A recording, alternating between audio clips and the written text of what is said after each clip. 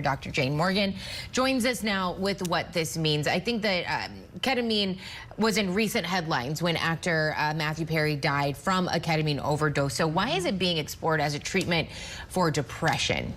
You know, ketamine has been around for more than 50 years. We use it really as a general anesthetic. Okay. And then it started to gain popularity because of its psychedelic and out-of-body experiences, a little bit as a party drug in the 90s. But then we began to apply it more recently to pain control.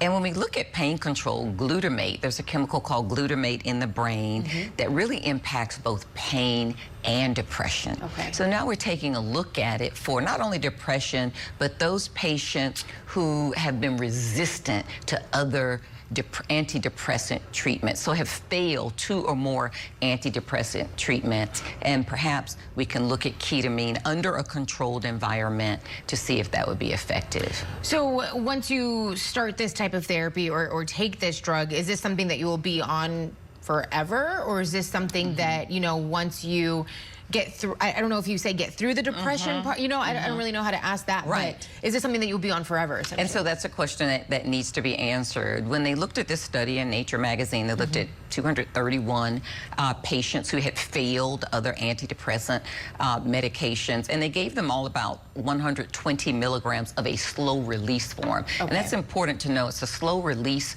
form of the pill because absorption can be unpredictable, as opposed to IV administration is better control. And of those, 168 responded. They looked at those 168 responders, divided them into 5 groups, placebo, and then 4 different doses between 30 and 180 milligrams. Okay. And what they found is that all the doses responded, but the higher the dose, meaning 180 milligrams, seemed to have a more profound or better response, reaching significance. And so I think that is what they're looking at, and what they're looking at pursuing. Of course, a very controlled environment. What it looks like when you get out into real world experience might be different. So what is it? We know what about ketamine made it a party drug, the hallucinate, that part, but what about ketamine in particular is good for depression? And so what happens is, as it impacts this glutamate receptor, then there is part of that dissociative effect that makes it a party drug. Interesting. Okay. Also dissociates the person from the depressive symptoms. Okay. And so in many ways, it's an effect that we want to achieve, but it's also an effect that pushes it a little bit more towards street value, as people are looking for that type of effect. And depending on, you know, how you perceive life, some people find that pleasurable, some people find that alarming and scary. Yeah. And so there we are really with this drug. The slow release form, there's a nasal spray that's really been available since 2019 that really has been used to bridge patients between their IV infusions because it does have a short half-life, doesn't last forever, and so the nasal spray can be used to bridge it.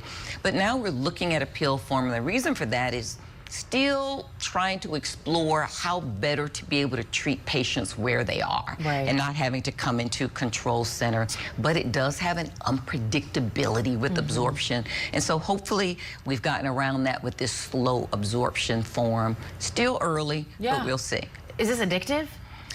And so it's probably not addictive, but it's hard to tell this early. We don't have addiction studies, but probably not. What would be compelling for people to continue to maybe crave the drug is that dissociative feeling, and you want to get back to that feeling.